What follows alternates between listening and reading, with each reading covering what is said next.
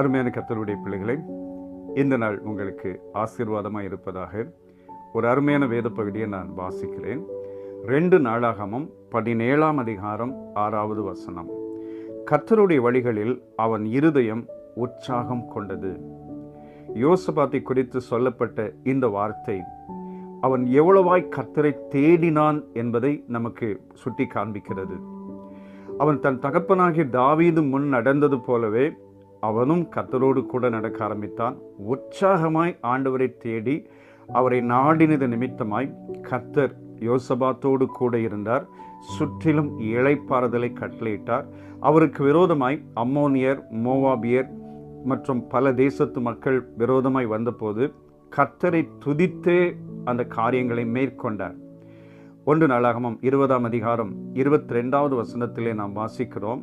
யோசபாத் துதி செய்ய தொடங்கின போது கர்த்தர் அங்கு ஒரு பெரிய ஜெயத்தை கட்டளையிட்டதை நாம் வாசிக்கிறோம். தேவனுடைய பிள்ளைகளே, நம்முடைய இருதயமும் உற்சாகமாய் தேவனை தேட வேண்டும். சிலர் அற்புதங்களுக்காக தேவனை தேடுவார்கள், பின்பு பின்வாங்கி போய்விடுவார்கள். சிலர் கடமைக்காக தேவனை தேடுவார்கள். நான் கிறிஸ்தவனாக பிறந்து விட்டேன், கிறிஸ்தவ குடும்பத்திலே இருக்கிறேன், ஆகினாலே எப்படி ஆகிலும் சில அதிகாரங்கள், சில வசனங்கள் வாசிக்க வேண்டும், சில கொஞ்ச நேரமாவது ஜெபிக்க வேண்டும், இது என்னுடைய கடமை என்ற உணர்வோடு கூட சிலர் தேடுவார்கள். ஆனால் யார் உற்சாக மனதோடு கூட ஆண்டவரை தேடுகிறார்களோ அவர்கள் வாழ்க்கையிலே தேவன் இயற்கைக்கு அப்பாற்பட்ட அற்புதத்தை செய்கிறார். உற்சாக மனதோடு கூட, முழு இருதயத்தோடு, முழு மனதோடு, முழு வாஞ்சையோடு ஆண்டவரை தேட வேண்டும். ஆண்டவருடைய வசனத்தை வாசிக்கும் போது மிகுந்த மனபாரத்தோடு, உற்சாகத்தோடு ஆண்டவர் இந்த வார்த்தையின் மூலமாய் என்னோடு பேசுவார் என்கிற எதிர்பார்ப்போடு வசனத்தை வாசிக்க வேண்டும். ஜெபிக்கும் போது ஆண்டவர் என் ஜெபத்தை கேட்டுவிட்டார், நான் கேட்கிற காரியத்தை எனக்கு ஆண்டவர் அற்புதம் செய்வார் என்ற விசுவாசத்தோடு நாம் ஜெபிக்க வேண்டும். எல்லாவற்றிலும் உற்சாகமாய் கர்த்தரை தேடுகிறது போது ஆண்டவர் மிகப்பெரிய அற்புதத்தை செய்கிறதை நாம் பார்க்கிறோம். தாவீது தன்னுடைய நாட்களிலே மிகப்பெரிய பொறுப்பு இருந்த போதிலும், ராஜாவாக இருந்த போதிலும் 119ஆம் சங்கீதம் 164வது வசனத்திலே உம்முடைய நீதி நியாயங்களின் நிமித்தமாய் ஒரு நாளில் 7 தடவை உம்மை துதிக்கிறேன் என்று சொல்வார். அவ்வளோ பொறுப்பு இருந்தும் கூட ஒரு நாளில் 7 தடவை கர்த்தருடைய சமூகத்திலே காத்திருந்தார். தானியேல் ஒரு நாளில் 3 விசை இடைவிடாமல் கர்த்தருடைய சமூகத்தை நோக்கி, எருசலேமை நோக்கி ஜெபித்து கொண்டே இருப்பார். பாருங்கள், யாரெல்லாம் உற்சாகமாய் கர்த்தரை தேடினார்களோ அவர்கள் வாழ்க்கையிலே கர்த்தர் அற்புதம் செய்தார். ஒரு தம்பி இருக்கிறார். அவர் கிறிஸ்தவ குடும்பத்தை சார்ந்திராதவர். ரட்சிக்கப்பட்டு ஆண்டவரை உற்சாகமாய் தேட ஆரம்பித்தார்.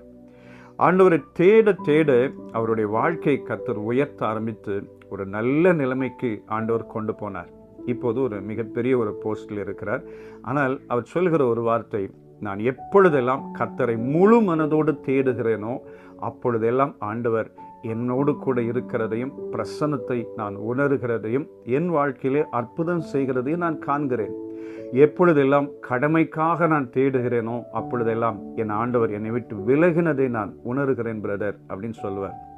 தேவ பிள்ளைகளே, நம்ம உற்சாகத்தோடு ஆண்டவரை தேட வேண்டும். அது குடும்ப ஜெபமாக இருக்கலாம். உற்சாகம் ஆண்டவருடைய சமூகத்துக்கு எப்போ போவேன், எப்போ நான் ஜெபிப்பேன், எப்போ ஆலய ஆராதனைகளை கலந்து கொள்வேன், எப்போ வசனத்தை வாசிப்பேன், ஒரு எதிர்பார்ப்போடு உற்சாகமாய் ஆண்டவரை தேடுவோம்.